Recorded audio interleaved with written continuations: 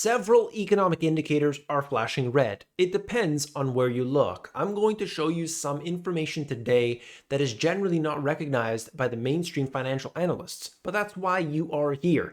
You're tired of all the nonsense, and that's why I'm going to bring you the truth. It's important that we look at this, and I'm going to break that down for you right here, beginning with the Federal Reserve. The Federal Reserve is in fact at the core of this crisis. They are the ones that created the boom that led to the bust. We are in the middle of something important, and there's one indicator that shows us what this is all about. Let me explain. Here we have it. You could see Jerome Powell. He indicated that more interest rate hikes would be necessary to curb inflation. Parts of the yield curve inverted deeper after the Fed chair's comments. I brought this up in a previous video. I think it's important to talk about the yield curve. I do regularly. Okay, basically what that is, it's looking at the bond market when things are completely flipped on its head. That's all you need to know. And basically when that happens, it is an extremely good indication that a recession will follow. The yield curve has inverted before every major US recession since 1969. Parts of the curve have inverted more deeply after the Fed signaled further rate hikes. In fact, if you look at it, I think it's important to address the fact that Jerome Powell said we don't need just one, we probably need 2 rate hikes, according to the members of the Federal Reserve. Think about that, what that means. Where we are at today, another 2 hikes this year, that would not only mean that things are going to get tighter, more restrictive lending, and that slows down the economy overall, but that also means that traders, investors in the markets were wrong. If they're wrong, well, then we start to establish a new trend because they start to ask the question, okay, well, if they're not going to cut interest rates as we expect, when are they going to eventually stop hiking rates? That's the question, and it causes volatility. So you as the investor, you got to be paying attention. We don't just say, well, you know what, this is, all the end of the world here. Not at all. We take the information in and we simply ride with it. We roll with it. And that's what we do here at the Money GPS. This is not a place to play victim. We don't do that here. Okay, if you're new to the channel, what we've got to do is we've got to gather together and we got to make sense of all this information, put it together, and then we start to ask the right questions. And I think it's becomes more simple as we go along. We want those real assets. We want to get out of all our bad debt. We want to be paying down debt that has become too expensive for us during these periods, especially if it has to be refinanced, knowing that it's going to be done so at a higher rate. There are actions that we can take on a daily basis depending on what avenue we're looking at. That's what the Money GPS is really all about. This is the yield curve inversion as you see it here, the 2-year and the 30-year. Think about it.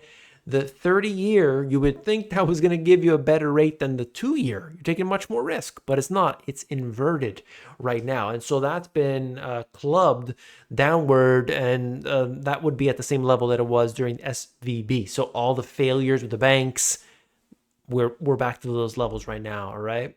Let me show you the next aspect of this video here. U.S. officials are considering limits on the ability of large lenders to use FHLB, Federal Home Loan Banks, as a financial backstop, part of a broader proposal to overhaul the system. I brought this up in a previous video. Essentially, another loophole that was there that could, it's like, think about a dam, and that dam is protecting, a potential future crisis, and yet they're just pumping water into that dam. That's the way I look at it. The changes which are being discussed as part of a review would amount to the most dramatic reshaping of the $1.6 trillion system in decades. The FHFA may still adjust its plans before announcing the recommendations in coming months. Reining in the big lenders' ability to borrow could also require congressional action. And as they say here, they explain it. FHLBs have emerged as a flashpoint after the institutions which have implied support from the federal government lent billions of dollars. Think about it. They lent billions of dollars to Silicon Valley Bank, Signature Bank, and First Republic Bank before they collapsed earlier this year. since their creation to boost home lending during the Great Depression, these have morphed into a backstop for their members, while the system's role in the housing finance has diminished. So there you have it. You've got big changes coming, hopefully, that you can't do that anymore. You can't create another SVB nonsense anymore if they're able to change that. If they do change it now, they're just going to change it back a few years later. We know how the rollbacks work. But in this case, we want to see them not affecting people, their deposits, and so on. If an investor wants to take a risk, if you, the stockholder, want to take a risk on a certain company, you bear that risk, all of it. If you lose 100% of it, that's on you.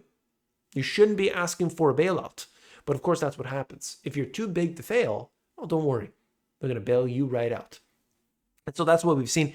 I think that this is a big concern because of the trillions of dollars that are involved. And here we are, right? Okay. So this is a problem that's going on in the financial system. As these interest rates have increased, all of these things have risen to the surface. That's why I brought this up in the beginning. So you can see that, oh, we're going to increase 2 more times potentially. Well, then what other companies are going to fail as a result of this? Are these loans going to be really affected by this? That's the question we're going to find out as time goes on, right? Who's swimming naked when the tide goes out? Is that the way? Is that the line? We're going to find out. JPMorgan, Wells Fargo to pay higher dividends after stress test. That's right. Banks are raising the payouts after passing this year's Fed exam. They passed the test with flying colors. Also, everything's A-okay. No worries, guys. It's all good. Thanks, Fed. Such a joke. Point is, when they have a real concern, they don't do anything about it. They don't do anything about it, right? What happened during the financial crisis? Come on. By 2007, it was so obvious. They made no change. They made no changes. So really, when they want to do something, they do, and it's usually, it's way too late. All right, UK business confidence slumps after inflation shock. Inflation's still high. However, check this out. Bank of England's Tenreyro warns against rate rises as cuts may be needed. Oh, that's right. My friends in the UK, you're dealing with excessive inflation right now. And your central bank is saying, no, you can't have that. Don't think you're going to get lower inflation. We're going to make sure we cut interest rates and light a fire under this. The Bank of England has no need to raise interest rates further to curb inflation and risks having to make a sharp U-turn. Oh my goodness, this is terrible. I hope this doesn't happen.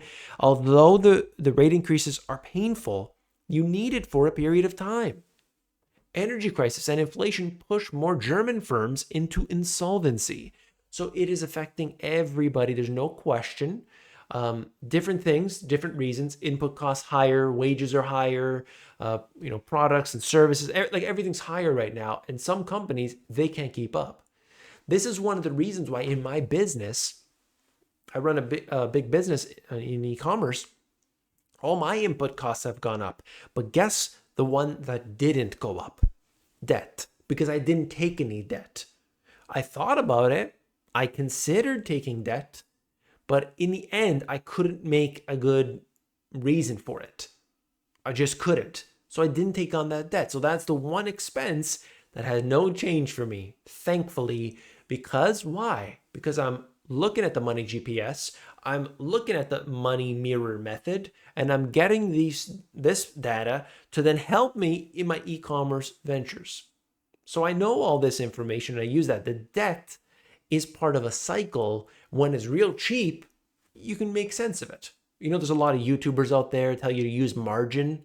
Maybe not, let's say a year or two ago, but they were telling everybody to use margin. Use margin. Oh yeah, you're going to multiply your gains. Oh yeah, but your losses too.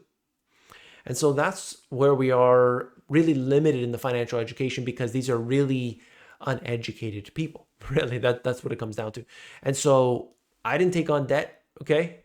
I could have expanded further, but I may have collapsed when the time came right now. Is that worth it? Not in my opinion. I want to not lose money. You could say what you will about Warren Buffett, But rule number one, don't lose money. I agree with that. Certainly. I really do. Okay. You could see this. Colombia stops record tightening cycle as inflation retreats. That's one country, but anyway, we'll see what happens. They stop the tightening cycle in Colombia. They're not the only one to do that, but look at what happened with Canada. Look at Australia. Oh, we're going to stop. That's it. Oops. And then the next month, they do it again.